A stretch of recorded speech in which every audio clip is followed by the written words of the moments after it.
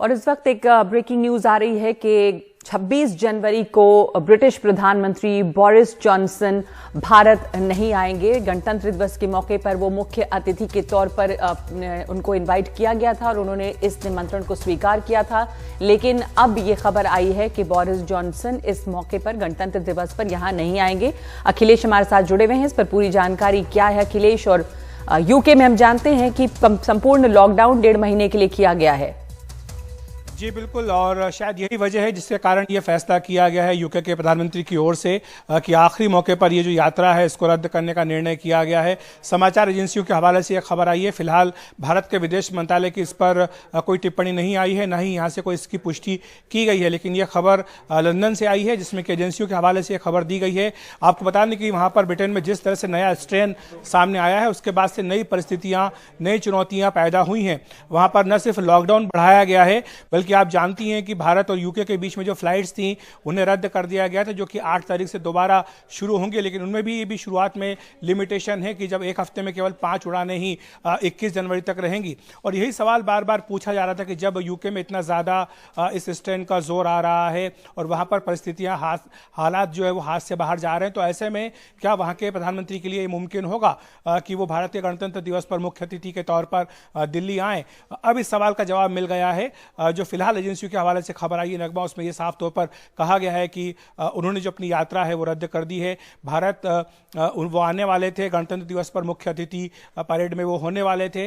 भारत की ओर से ये भी कहा गया था कि जो इस बार की परेड थी उसमें काफ़ी कटौती करने का फैसला किया गया था कोरोना के हालात को देखते हुए। आप जानती हैं कि जब भारत के प्रधानमंत्री नरेंद्र मोदी और बोरिस जॉनसन की दोनों की आपस में बातचीत हुई थी, उसी के बाद पीएम मोदी ने उन्हें इन्वाइट किया था, उन्हें कहा था कि वो भारत आएँ गणतंत्र दिवस की परेड पर, और जो बाद में उन्होंने अपना निमंत्रण स्वीकार किया था उसके बाद विदेश मंत्रालय की ओर से पुष्टि की गई थी कि इस बार गणतंत्र दिवस की परेड में बोरिस जॉनसन जो मुख्य अतिथि होंगे। लेकिन जाहिर तौर पर जो हालात वहां पर यूके में इस वक्त हैं नए स्ट्रेन के आने के कारण, जब लगातार 50,000 से अधिक रोज के मामले कोरोना के सामने आ रहे हैं, वहां का जो पूरा हेल्थ इंफ्रास्ट्रक्चर उसको नए सिरे से मजबूत करने की कोशिश की जा रही है, तो ऐसे में यही शायद मुमकिन मुनासिब लगा होगा उन्हें कि बेहतर होगा कि अपनी यात्रा जो है रद्द कर दी जाए। जी अखिलेश, बिल्कुल जैसा आप कह रहे हैं कि नए स्ट्रेन कोरोना के जो वहां पर पाए गए हैं, जिसके केसेस अब हिंदुस्तान में भी मिले हैं, उसके बाद वहां पर बहुत चिंता है और एक पूरा 1.5 महीने का लॉकडाउन हुए।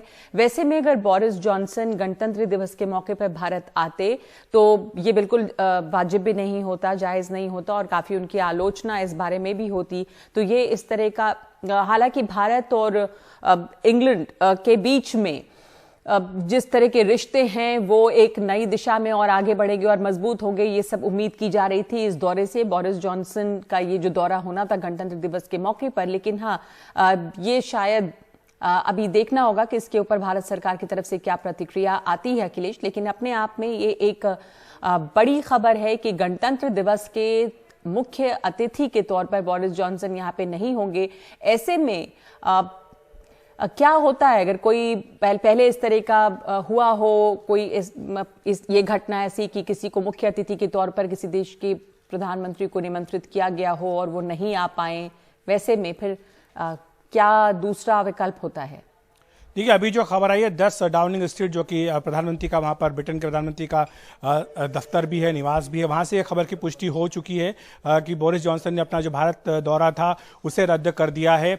और ये निश्चित तौर पर बड़ी खबर है क्योंकि काफ़ी समय बाद जो है इसकी पुष्टि की गई थी, क्योंकि खबर काफ़ी पहले आई थी कि जब पीएम मोदी की और बोरिस जॉनसन की बातचीत हुई थी उसमें आमंत्रण दिया गया था, लेकिन पुष्टि जो है वो बाद में की गई थी कि उन्होंने ये निमंत्रण स्वीकार कर लिया है। जो आपका सवाल है, अमूमन ऐसा होता है कि जब इस तरह की घरेलू परिस्थितियां बनती हैं और अचानक दौरा रद्द करना पड़े तो कोई दूसरा जो राष्ट्राध्यक्ष है उसे भी आमंत्रित किया जा सकता है। ऐसा पहले भी मेरे ख्याल से हुआ है और दोबारा भी ऐसा हो सकता है, इसमें कहीं कोई बड़ी दिक्कत नहीं है। लेकिन हाँ, निश्चित तौर पर यह कोशिश नए सिरे से थी ब्रिटेन की और भारत के रिश्तों को नए सिरे से परिभाषित करने के लिए।